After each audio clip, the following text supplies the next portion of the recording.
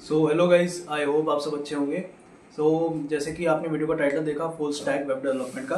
ठीक है, आप जैसे 2025 चल रहा है कि आपको इतना तो है नहीं कि अगर आप HTML CSS कर लो और उसके बाद Node.js कर लो तो आपको एक अच्छी जॉब मिल सकती है। ये काफ़ी ज़्यादा आउटडेटेड हो चुकी है बात। ठीक है, आज के टाइम पर अगर आप AI इंटीग्रेशंस नहीं कर रहे हो और अगर आप क्लाउड नेटिव स्टैक नहीं सीख रहे तो कहीं ना कहीं आप बहुत ज़्यादा लैग कर रहे हो। So in this video I will be telling you about full stack web development, a roadmap that you can help learn with AI technologies and also DevOps technologies, cloud technologies. So without wasting any more time, let's get started. सबसे पहले full stack web development होता क्या है? इसमें हमारे पास तीन major components होते हैं, फ्रंट एंड, बैक एंड और डेटाबेसेस, और साथ में डिप्लॉयमेंट भी आ जाती है। फ्रंट एंड वो पार्ट होता है जिसके साथ यूज़र इंटरेक्ट करता है। बैक एंड का वो कोड होता है जो जिसके साथ यूज़र कभी इंटरेक्ट नहीं करता, वो जिसने सर्वर पे डाला हुआ है, जिस कंपनी के थ्रू वो वेबसाइट चल रही है, जिस सर्वर पे थ्रू, वो वही सिर्फ उस कोड को असेस कर सकते हैं। और डेटाबेस जो होगा, जो आपका डेटा है, वो वहाँ पे स्टोर होता रहेगा। अब फ्रंट एंड को सीखने के लिए सबसे पहले आपको तीन टेक्नोलॉजीज हैं, वो सीखनी ही पड़ेंगी।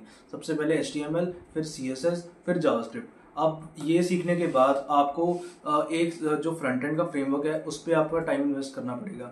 मैं बेसिकली रिएक्ट ज़्यादा प्रेफर करूँगा क्योंकि पर्सनली मैंने भी वो सीखा हुआ है और मुझे वो काफ़ी आसान भी लगा। ऐसे तो एंगुलर और Vue.js भी है, ठीक है, बट मैं प्रेफर रिएक्ट को ही करूँगा क्योंकि वो काफ़ी ज़्यादा फ्रेंडली भी है।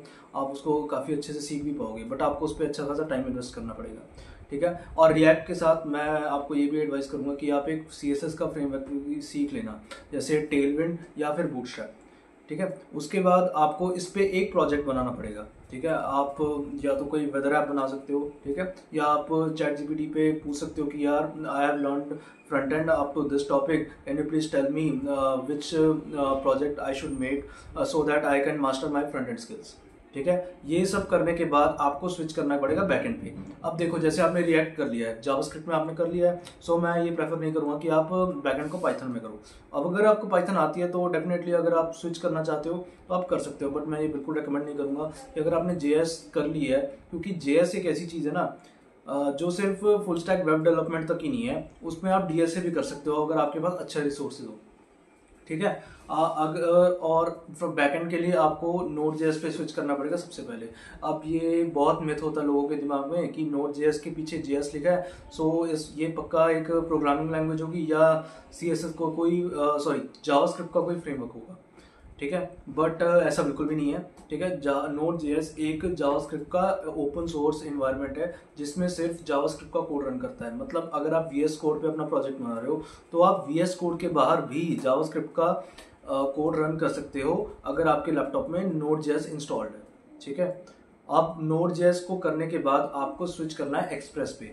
अब Node.js मेरे ख्याल से 1-2 घंटे का काम है, वो ज़्यादा टाइम नहीं लेगा, आपके दिन वगैरह तो बिल्कुल भी नहीं लेगा।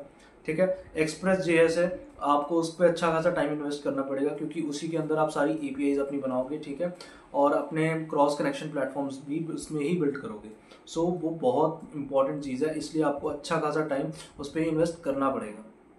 अब ये सब करने के बाद आप आओगे डेटाबेस पे। अब डेटाबेस जो सबसे फेमस है वो वैसे तो MongoDB है, क्योंकि देखो जावास्क्रिप्ट के साथ MongoDB को कनेक्ट करना एज कम्पेयर टू MySQL बहुत ईजी हो जाता है। बट अगर आपको थोड़ा सा एडवांस टेक्नोलॉजी सीखनी है, जो मैं आपको आगे वीडियो में बताऊंगा, तो आप उसके हिसाब से अपने स्किल्स को मैनेज कर सकते हो।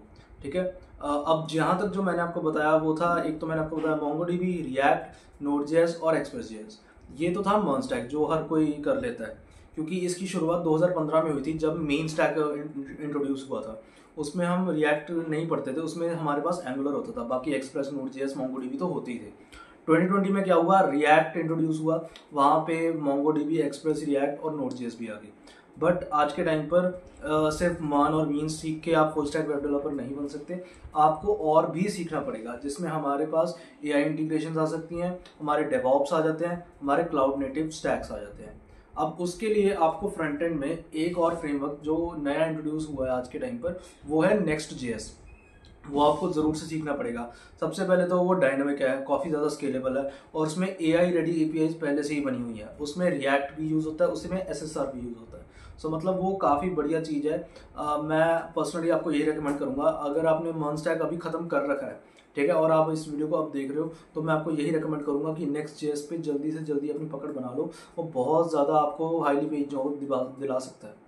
ठीक है, अगर मैं बैकएंड की बात करूं तो एक्सप्रेस तक ठीक है, आप अगर वो कर रहे हो तो वो मोर देन सफिशिएंट है। बट अगर आपको और भी ज़्यादा एडवांस सीखना है तो आप Next.js और फास्टिफाई सीख सकते हो।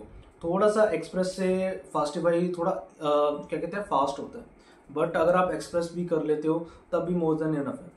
ठीक है, डेटाबेसेस के लिए MongoDB जैसे मैंने आपको बताया, अगर आपको कोई और करना है रिलेशनल डेटाबेस जैसे कि MySQL और PostgreSQL में आपको AI ऑटोमेशंस भी मिल जाएंगे। ठीक है, अब रही हमारे डेवऑप्स और डिप्लॉयमेंट की बात। डेवऑप्स में आप सीख सकते हो डॉकर या फिर क्यूबरनेटिस, और डिप्लॉयमेंट में सबसे पहले आपको गिटहब सीखना पड़ेगा। अगर आप किसी और चीज़ पे पहले स्विच कर रहे हो तो शायद आपको प्रॉब्लम इतनी ना आए, बट अगर आप सबसे पहले गिटहब सीख लोगे अच्छे से, एक वर्जन कंट्रोल सिस्टम है जैसे हमारा गिटहब, ठीक है, और उसको सीखने के बाद आपको बहुत कम प्रॉब्लम आएगी और आप अच्छे से डिप्लॉयमेंट सीख भी पाओगे। ठीक है, और अब ये सब करने के बाद भी आपके पास टाइम बचता है तो आप CI/CD पाइपलाइन स्विच कर सकते हो। बट मैं आपको पहले बता दूं, मैंने अपने सीनियर से बात की थी CI/CD पाइपलाइंस के बारे में। उन्होंने बताया कि CI/CD पाइपलाइंस जितना सुनने में आसान लगता है उससे थोड़ा सा नहीं बल्कि बहुत ज़्यादा टफ है। ठीक है, अगर आपके पास अच्छा खासा टाइम है, अगर आपके पास अभी प्लेसमेंट्स का कोई प्रेशर नहीं है, आपको एग्जाम्स का कोई प्रेशर नहीं है, तो डेफिनेटली आप CI/CD पाइपलाइन सीख सकते हो। ठीक है, बट मैं आपको बिल्कुल अभी के लिए अगर कोई एग्जाम्स का प्रेशर है या आपकी प्लेसमेंट्स आ रही हैं तो अभी उस पर नई चीज़ पे अपना टाइम इन्वेस्ट मत करना। रादर देन डैट आपने जो टेक्नोलॉजी सीख रखी है उस पर आप अच्छे से अपनी ग्रिप स्ट्रॉन्ग करो और अपने कॉन्सेप्ट्स को और स्ट्रॉन्ग करो। ठीक है, अब इसके बाद सबसे मेन जो इम्पोर्टेंट पार्ट है वीडियो का स्टार्ट होगा वो है AI इंटीग्रेशंस। बिकॉज 2025 में अगर आप AI को यूज़ नहीं कर रहे तो मतलब मेरे ख्याल से आप अपना 95% टाइम जो है वो वेस्ट कर रहे हो। सबसे पहले अगर आपको AI एजेंटिक के बारे में सुना होगा, एजेंटिक AI के बारे में, तो आप उसको डेफिनेटली से ऐड करना अपने प्रोजेक्ट्स के अंदर। आपको पहले उसको सीखना अच्छे से और फिर उसको प्रोजेक्ट्स के अंदर इंप्लीमेंट करना। उससे क्या होगा, आपके जो टास्क हैं वो ऑटोमेट होने स्टार्ट हो जाएंगे और आपका वर्कलोड भी काफ़ी ज़्यादा कम हो जाएगा। इंडस्ट्रीज़ में आज के टाइम पे एजेंटिक AI बहुत ज़्यादा यूज़ हो रहा है। ठीक है, और अगर आपको कुछ और भी सीखना है, जैसे प्रोजेक्ट्स अब अगर मैं रेकमेंड करूँ तो 2 ही रेकमेंड करूँगा जो आप स्टैक सीखने के बाद बना सकते हो, और काफ़ी फ्रेंडली भी होंगे ये, और आपको यूट्यूब पे भी बहुत सारी प्लेलिस्ट इसकी मिल जाएंगी। अगर आपको कोई भी प्रॉब्लम आए तो आप वहाँ से देखकर सीख सकते हो। सबसे पहले तो है अपना पर्सनल एक पोर्टफोलियो बनाना। ये गलती मैंने थोड़ा सा पहले ही कर दी थी। अगर मैं थोड़ा सा इसको पहले बना के रख लेता अपने पोर्टफोलियो को, मुझे अभी दिक्कत नहीं आती। अभी तक मैंने अपना पोर्टफोलियो आधा ही बनाया है और अभी मेरे पास टाइम मैनेज करना मुश्किल हो रहा है कि मैंने अब तक अपना पोर्टफोलियो नहीं बनाया। ठीक है, अगर आपने थोड़ा सा भी सीख लिया है तो जल्दी से जल्दी अपना पोर्टफोलियो बनाओ, और इसके अंदर आप टेक स्टैक यूज़ करते हो Next.js का, और इसके अंदर आप एक वॉइस या AI चैटबॉट भी ऐड कर सकते हो to make him extra look. ठीक है, और उसके बाद सेकंड जो बेसिक्स प्रोजेक्ट सबका बन जाना चाहिए वो है एक रिकमेंडेशन सिस्टम का ई-कॉमर्स वेबसाइट। क्योंकि जैसे आप अमेजोन का देख लो, फ्लिपकार्ट का देख लो, वो एक तरह के ना ई-कॉमर्स वेबसाइट्स हैं जिसपे रिकमेंडेशन सिस्टम एक क्या कहते हैं बहुत इंपॉर्टेंट रोल प्ले करता है। अगर आपको कोई यूज़र्स के साथ इंटरेक्ट करना, अगर आपकी यूज़र को पता ही नहीं चलेगा कि एटलीस्ट हो क्या रहा है आपकी वेबसाइट पे, तो आपके लिए वो लॉस ही होगा एक तरह से। अगर आप रिकमेंडेशन सिस्टम ऐड करोगे तो आप यूज़र को बता पाओगे कि हाँ मुझे ये प्रॉब्लम आ रही है, यूज़र आपको बता पाएगा, और आपका वो रिकमेंडेशन सिस्टम जो है वो प्रॉब्लम उसकी सॉल्व कर सकता है और उसको अच्छे से सॉल्यूशन रिकमेंड भी कर सकता है, जिससे आपके यूज़र बनने के चांसेस भी हो जाते हैं। सो आपको एक रिकमेंडेशन सिस्टम का इंजन बनाना है और एक अपना पोर्टफोलियो बनाना है। ये स्टार्टिंग में आपके पास होने चाहिए। इसके बाद आप एक हैबिट ट्रैकर भी बना सकते हो। ठीक है, ये 3 प्रोजेक्ट्स अगर आपने बना लिए तो एज एन इंटर्न आपको हायर करने के लिए मोर देन सफिशिएंट है। बट इस पर आपको अच्छे से आपने क्या बोलते हैं AI इंटीग्रेशंस करनी पड़ेगी, क्योंकि 2025 में AI की बूम बहुत ज़्यादा हो रही है। पिछले 2-3 सालों में जब से ChatGPT आया तब से पूरा मार्केट हिला पड़ा है। ले ऑफ्स इतने ज़्यादा, रिसेशन इतना ज़्यादा, ठीक है, और उसके बाद ये जॉब्स आने जाने, फिर डेटा साइंस, डेटा एनालिसिस, ठीक है, चलो इनके बारे में किसी और वीडियो में बात करेंगे। ठीक है, बट अभी के लिए अगर आपका फुल स्टैक वेब डेवलपमेंट में थोड़ा सा भी इंटरेस्ट है तो आई होप कि इस वीडियो को देखने के बाद आप इतना तो समझ गए होंगे कि इस 2025 में हमें फुल स्टैक वेब डेवलपमेंट सीखना कैसे है। और अगर आप अभी तक वीडियो को देख रहे हो तो लाइक करना और चैनल को सब्सक्राइब करना ऐसी और वीडियोज़ के लिए। मैं मिलता हूँ आपसे अगली वीडियो में, तब तक के लिए गुड बाय।